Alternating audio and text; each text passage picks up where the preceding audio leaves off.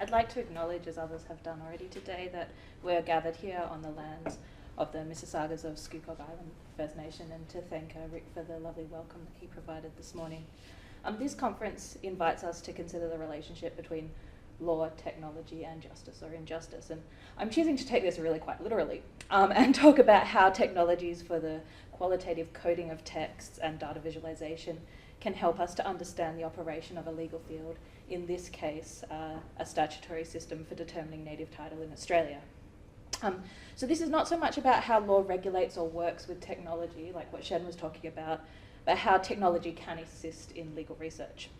And so we heard this morning in the first panel about a range of ways in which FPIC, free, prior and informed consent, can be problematized. And I think that the native title system also has been, ought to be, will continue to be problematic in similar ways, in that, in Daniel's words from this morning, it is a technology that makes subjectivities and their territories legible to state intervention.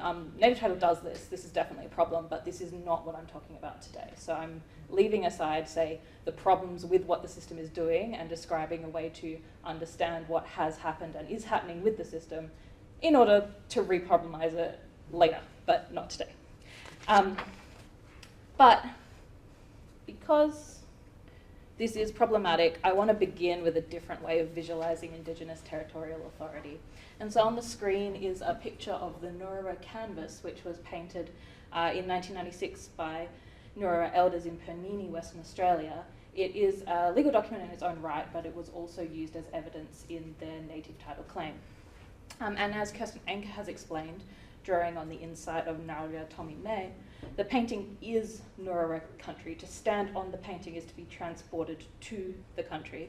And the painting is not just a fact about law, it is law. It can also be read as a map of the land and of the complex web of rights and responsibilities and relationships that comprise Nurra law. The canvas is then a statement of Indigenous territorial authority. However, as I've mentioned, this was used as evidence in a native title claim. And native title under Australian law requires that this broad Indigenous spiritual relationship, this entire system of law, be translated into proprietary rights and interests. And so what comes out of the native title system in the form of a determination bears very little resemblance to what goes in and what was pre-existing. And so I want to talk today about how data visualization technology, alongside qualitative data coding and traditional legal analysis, that is reading judgments, can give insight into how the native title system is working and the results it is producing. But it's the statutory system that I'm attempting to present visually. So this is what I'm showing is state law, and I make no claims as to the extent to which it represents Indigenous law. In fact, I don't think it does represent Indigenous law at all, and is problematic in many of the ways that we heard about this morning. So let me be clear that what I am describing here is what is recognised as native title under Australian law. And I do use those quotation marks deliberately. As Brett Walker has observed, the expression native title can be put in inverted commas even today, because simply hefting the statute shows that to describe it as native is really a very poor joke indeed. It is the product of a grossly over-sophisticated and verbose Western approach to problem solving. When in doubt, pour yet more legislative words upon a problem. So my goal here was to map the field of native title. It has now been 25 years since the Mabo decision. And I wanted to look at where and when and how native title determinations had been made, and to assess whether the Native Title Act's stated preference for conciliation and agreement making has been followed in practice. And more importantly, I wanted to work out what was the content of the native title interest as recognised. In Australia, native title is not a uniform right, as it is sourced in the traditional laws and customs of the relevant Indigenous society. So in theory, there ought to be variety in the native title determinations recognised across the country, at least where the title is non-exclusive. And further, the Native Title Act and the High Court require that each determination must precisely express the nature and extent of the native title right. So whilst we might at this point have very limited jurisprudence as to the content of native title, we know that we have precisely identified rights and interests that are said to comprise native title that are laid out in the determinations.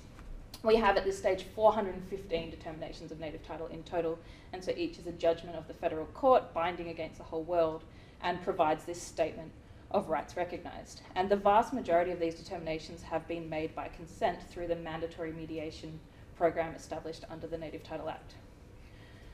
So I set out to consider what's been recognised in these determinations and look at how the terms of those made by consent compare with statements about content made in litigated claims. Now, to do this, I first imported all of the judgments, so all 400, into a program called NVivo, which I find can be very useful in dealing with huge sets of cases. So frequently it's used for people who do interviews and that kind of social science, but it can also be very helpful in coding cases. So I coded the terms of each determination, so the list of rights and interests recognised as content, but also qualitatively coded the text of the judgment so that I can compare how different judges approach their role in the process and their differing approaches to the various statutory tests that had to be applied. And there's a word cloud up there that NVivo can generate for you. This is a gimmicky indication of what it can do, but it is quite a powerful program. So all of this content, everything coded, was recorded in a spreadsheet with a bunch of other determination information I collected from the Native Title Register. And then I imported it into Tableau, which is a data visualization program, and connected it to raw spatial data that the Native Title Tribunal provides using each determination's unique identifier. So I can connect the judgment to the case to the spatial information. So on the screen, we just have a basic graph showing the progress over time. So the dark blue line on top is consent determinations. The lighter blue is litigated. You can see that there are there's 415, and the vast majority are made by consent. But what Tableau is really good at doing is showing spatial data. And so here I've prepared a time-lapse video that does not want to play. Sorry.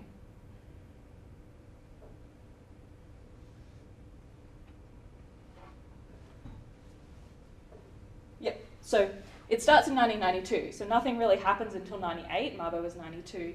We start to see the first determination. You'll see it in a minute. 1990, yep, there we go. And so green ones show where native title existing, orange is where it does not exist. And you can see that progress was really slow, particularly until 2002, when the Watt and Yotta Yotta decisions really settled a lot of the outstanding legal issues. But by around 2010, you see the pace really start to accelerate. And we'll see on the side, you can see the bar is showing consent determinations in the dark blue, litigated in the lighter blue. And when we get to the present day, you'll see that almost 40% of Australia's landmass is now covered by a native title determination of some form. So there we are up to today. You can see that most of them are non-exclusive, but we do have some really quite large areas, particularly in Western Australia, that recognise exclusive native title rights, and it's that right which would be most similar to Aboriginal title in the Canadian understanding. The non-exclusive areas, not so much. And so the data I've recorded lets me kind of investigate the way that these things have been laid out to see what trends we're seeing, see how the process is working. This figure shows the time taken from application to determination. So the red ones, the red ones are taking 16 to 20 years to finalise. And it's interesting to note that the average of 7.2 years is the same whether a determination is done by consent or litigated, which is interesting because one of the appeals of mediation is supposed to be that it's faster than litigation. We can also see that they seem to take longer in the southern areas and near the coast. And we might hypothesise that this is because there are more likely to be extinguishment events and other interests existing in these areas which are more densely populated. And we can check this by looking at, the next figure. On the left, we have the number of respondent parties in each determination compared to the time taken. And you can see that, not always, but on the whole, those determinations with more respondents tend to take longer to finalise, which intuitively makes sense. And so this is just a glimpse of some of the insights into the procedural aspects of the system that we can illustrate using this software. But I think it's really important to look into the issue that the courts often leave to mediation, which is the precise content of the native title recognised. And suffice to say, despite claims that mediation is leading to broader and better outcomes, the native title recognised in consent determinations is more or less the same as that in litigated determinations and is a very narrow bundle of traditional rights and interests. What's more, the determinations are very similar across the country, even where rights and interests have been identified at this really particularised level of specificity that Ward requires. So the rights illustrated on the board come from the Katacarinja determination. It's just selected as representative of a non-exclusive determination. And so you have core rights to access to hunt and fish and to gather resources that are almost invariably recognised, and then certain other rights that may or may not be recognised across the country. However, this is just a quick and dirty attempt to show that the set of rights is very similar in all determinations. So green is essentially the most common iteration of the right, grey is no such right is recognised, and the orange is a slightly different version. And you can see that most of these rights are recognised in fairly similar forms across all 400 odd determinations.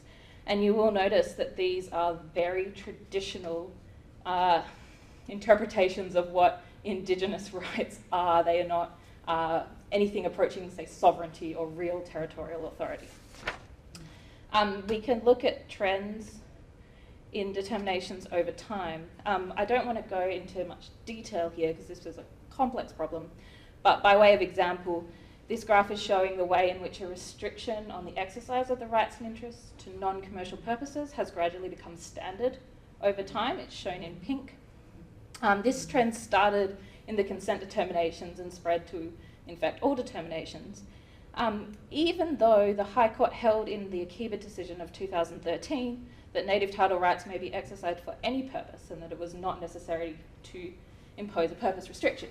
So we can see that even after 2013, the number of determinations imposing such a restriction continues to increase, but we also see in the blue an increase in the number of unrestricted determinations. So the litigation is having some effect, but it's not an immediate effect and it does not affect all determinations. So we can see that progress has been made. The system is, in some sense, working. It is churning out determinations, and frequently these are determinations that native title exists. Frequently these are determinations made by consent, as the Native Title Act asks for.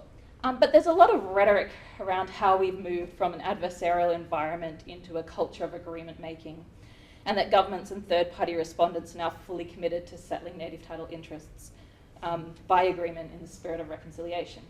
But I think, and if you'll recall the very fast time-lapse map, this only happened once the possibilities were really closed down by the Ward and Yorta Yorta decisions. So the respondents did not come to the table until it was clear that they had nothing to lose.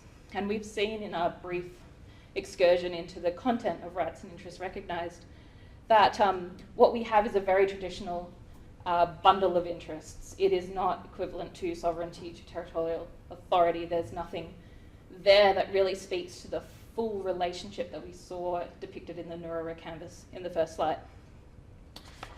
And so I have in my notes, need to conclude. I think the reason I'm struggling with how to conclude is that this is the first step. So using this software and this technology to map out what's happening and try to get a really good handle on how this all works generates questions for research. It doesn't close them down. And so drawing insights from this program, from this approach and using this software, lets me identify anomalies, identify trends, work out where to look in the law and in the theory, but it doesn't finish anything. And also what I'm definitely not trying to do is predict anything. So this is not a big data set, this is a small data set. We're talking hundreds rather than millions of data points. But it's a big enough set that this technology really does help. And so using these kind of methods to map a field, to work out what's going on, and to generate questions for research, I have found helpful, and I will leave it there.